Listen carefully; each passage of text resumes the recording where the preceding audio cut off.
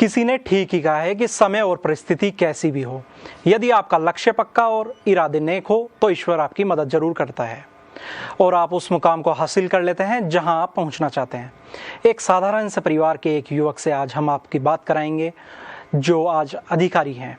जब कॉलेज शुरू हुई तो अपने पिता के साथ घर खर्च चलाने के लिए इन्होंने मैकेनिक तक का काम किया, लेकिन पढ़ाई का जज्बा ऐसा था कि वर्ष 2008 में लेक्चरर बने।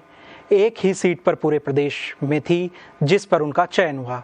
फिर उन्हें मिले जयपुर के पोद्दार कॉलेज में मूक बधिर बच्चे। इन बच्चों को ईमानदारी से पढ़ाते हुए उन्होंने न केवल साइन लैंग्वेज सीखी बल्कि उनके बड़े भाई की तरह रहे। वर्ष 2015 में जब आरएस में उनका चयन हुआ तो हालात यह थी कि जब कॉलेज से वे रिलीव हुए तो उन बच्चों की आंखों में आंसू थे। हम बात कर रहे हैं रणवीर सिंह परिहार की, जो जयपुर के ही रहने वाले हैं। सबसे पहले रणवीर सिंह जी, हम आपका स्वागत करते हैं विजन एजुकेशन कार्यक्रम में। आज विजन एजुकेशन में रणवीर सिंह जी बताएंगे अपने जीवन के बारे में, साथ ही बताएंगे विद्यार्थियों को कैसे वे पढ़ाई करें। जी रणवीर जी, किस तरीके से विद्यार्थियों को पढ़ाई के लिए आप कहेंगे और अपने बारे में कुछ बताइए। सबसे पहले थैंक्स कहना चाहूँगा पत्रिका टीवी को। अब तक जहाँ मैं 200, 500, 1000, 2000 स्टूडेंट से इंटरेक्ट कर पाता था, इस चैनल के माध्यम से पहली बार मैं अपना मैसेज एक लंबी संख्या में स्टूडेंट्स तक पहुंचा पाऊंगा। पढ़ाई की स्थिति से सबसे पहले मैं एक बात कहना चाहूँगा, हर माता पिता अपने से इस बात का ज़रूर ध्यान रखे कि अपने हाथ में 5 उंगलियां हैं। ये 5 उंगलियां कभी भी बराबर नहीं होती। हर स्टूडेंट से अपने से रैंक होल्डर की एक्सपेक्टेशन वो अपने से एक बार दिमाग से निकाल ले। आपको जो भी करना है आप दिल से करें, ये हर एक स्टूडेंट के दिमाग में भी रहना चाहिए। मैं अपने बारे में थोड़ा सा संक्षिप्त इतना बताऊं कि बहुत साधारण से परिवार से हूं और पढ़ाई के दौरान मैंने अपने से कॉलेज में मैकेनिक का काम भी किया है। मुझे लगा कि हमें जाना कहाँ है ये रास्ता हम लोगों को नहीं पता होता है। सबसे पहले आप ये देखें कि वाकई हमारी मंजिल क्या है, हमारा लक्ष्य क्या है, और आप इत्मीनान से पूरी दिलो जान से अगर ईमानदारी से लगेंगे तो ईश्वर आपको देर सवेर सफलता ज़रूर दिलाता है। इस चुनौतीपूर्ण कंपटीशन माहौल में हर एक स्टूडेंट के लिए जो छोटा सा मैसेज मैं देना चाहूँगा कि जब एक बार वो कंपटीशन में लग ही गए हैं तो अपना 100% वो अपने से कैरी आउट करें। रिजल्ट देर सवेर ज़रूर आएगा। रणवीर जी, एक बात मैं आपसे ये पूछना चाहूँगा कि आप मूक बधिर बच्चों को पढ़ाते थे तो आपने किस तरीके से उनकी साइन लैंग्वेज सीखी और ऐसी आपको क्या ज़रूरत पड़ी कि आपने वहाँ साइन लैंग्वेज सीखने का प्रयास किया? छोटा सा मैसेज ये कि 2008 में जब मैं कॉलेज लेक्चरर बना तो मैं सामान्य विद्यार्थियों के लिए कॉलेज लेक्चरर के रूप में आया था। 2014 में जब मेरा डेपुटेशन गवर्नमेंट कॉलेज जयपुर में हुआ तब मुझे साइन लैंग्वेज के साथ या मूक बधिर के लिए नहीं लगाया गया था। मेरी यहाँ प्रतिस्थापन कुछ दिनों के लिए केवल परीक्षा के कार्यों के साथ में था। जब उन बच्चों से पहली बार जुड़ा तो जीवन का एक विलक्षण अनुभव मुझे प्राप्त हुआ और मुझे लगा कि हर शख्स, हर दुनिया, हर देश की समस्या एक है कि कहीं ना कहीं उनके संवाद में कोई अभाव रह जाता है या अति संवाद हो जाता है। मुझे लगा खुदा ने इन लोगों को एक नेक नियति ये बख्शी है कि इनके पास संवाद ही नहीं है। उसके बाद की स्थिति जब इनके दिल से, मुझे लगता है बीइंग फैकल्टी, ये हर एक टीचर के दिल में होना चाहिए कि अपने बच्चों से वो जितना ज़्यादा जुड़ सके, उनकी समस्याओं को समझ सके तो वो कुछ उनका निदान कर पाएगा। पढ़ाते वक्त मुझे लगा कि इन लोगों के पार्ट से खुदा ने इनको जन्म तो दिया है लेकिन लगता है कि इनके पास संवाद नहीं था। जैसे छोटा बच्चा जब अपने माँ बाप के सामने आपा कहता है तो उसको हम करेक्ट करते हैं, पापा पापा क्लियर करते हैं। ये सुन नहीं पा रहे थे इसलिए इनका वो वर्ड्स करेक्ट नहीं हुआ।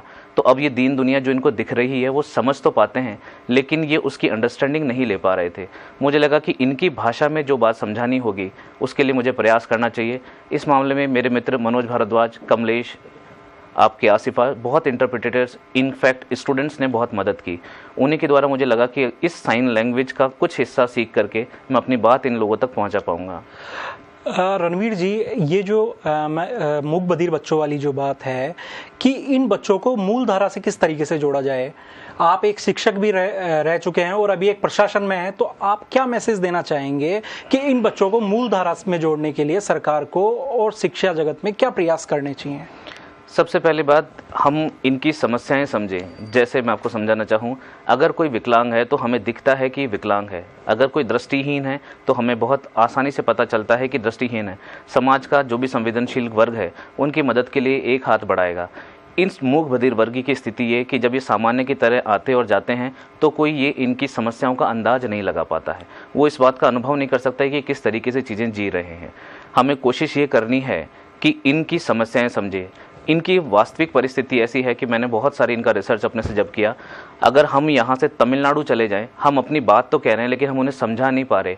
ऐसे ही इन अनुभव के साथ में मैं कहना चाहूँगा, अगर इनकी एक सांकेतिक भाषा हम लोग एक आम जन तक पहुँचा पाएँ तो ये लोग अपने से व्यवहारिक जीवन जी पाएंगे। ये जो मैं आपसे एक बड़ा क्वेश्चन एक करने जा रहा हूँ कि आज का जो टाइम है, एजुकेशन सिस्टम बड़ा महंगा हो चुका है, हर किसी के लिए अपने बच्चों को अच्छी जो एजुकेशन है वो मुश्किल होती जा रही है उनके लिए। इसके बारे में आप क्या कहना चाहेंगे? आप प्रशासन में भी हैं तो आप इस बारे में क्या कहना चाहेंगे? मुझे लगता है कि सबसे पहले जो ज़रूरत है, आप अपना एक लक्ष्य निर्धारित करें कि आपको बनना क्या है, जाना कहाँ है। दूसरी, उस बात के लिए जो प्रामाणिकता है, आज दुनिया भर के कंपटीशन के, दुनिया भर की कोचिंग, दुनिया भर के फैकल्टीज़ हैं, आप वहाँ अपना पैसा भी ज़ाया करते हैं और समय भी ज़ाया करते हैं जो वापस नहीं आएगा। आप सबसे पहले ऑथेंटिक, जो भी ऑथेंटिक रिकॉग्निशन इंस्टीट्यूट्स हैं उनकी जानकारी पहले अपने से जुटाएं, उसके बाद में उन चीज़ों का अनुभव करें। अगर इंस्टीट्यूशन के लिए पैसा नहीं है तो परेशान ना हो, सारे कोचिंग वाले बच्चे पास नहीं होते हैं। हमें कोशिश यही करनी है कि जो भी आप एग्ज़ाम दे रहे हैं उसका सिलेबस और उसके लास्ट ईयर पेपर का एनालिसिस आप बहुत अच्छे से बहुत बार करें। आपको आधा अनुभव हो जाएगा कि परीक्षा में आना क्या है, और दिलो जान से लग जाएं। आपके सीनियर्स आपकी ज़रूर मदद करेंगे। आप जो भी अनुभवी हों उनसे राय लें, क्योंकि आपने देखा होगा कि एक बार सेलेक्टेड जो लोग रैंक में होते हैं वो जब भी एग्ज़ाम देते हैं बिना पढ़े बहुत कम समय में अपना रिजल्ट दे पाते हैं। इसलिए कोशिश ऐसी करनी है कि आप उन लोगों से, सीनियर से राय ले पाएँ। युवा में गति तो होती है लेकिन दिशा उन्हें हमेशा उनके सीनियर से लेनी चाहिए। एजुकेशन सिस्टम जो वर्तमान में चल रहा है, इसमें आपके हिसाब से क्या बदलाव होने चाहिए? मुझे लगता है एजुकेशन सिस्टम अपने गति से आज भी प्रासंगिक है और निश्चित रूप से हम लोगों के लिए बड़ी अच्छी स्थिति है कि इस विकासशील राष्ट्रों की अग्र पंक्ति में भारत आज भी विद्यमान है। हम टेक्नोक्रेट्स में पूरे वर्ल्ड में लीडिंग पोजीशन पे हैं। जो हमारे पार्ट से गवर्नमेंट के प्रयास हैं उसमें जितनी जन सहभागिता हो, हम लोग और अच्छा रिजल्ट दे सकते हैं। आप छात्रों को क्या संदेश देना चाहेंगे? मैं हर उस स्टूडेंट को एक मैसेज देना चाहता हूं कि अपने इरादे पक्के रखे और अपने से याद रखे, मुबारक हों सीढ़ियां उन्हें जिन्हें छत पे जाना है। हमें तो जाना है आसमां पे और रास्ता भी खुद बनाना है। जम करके लगिएगा, सफलता जरूर मिलेगी। Thank you.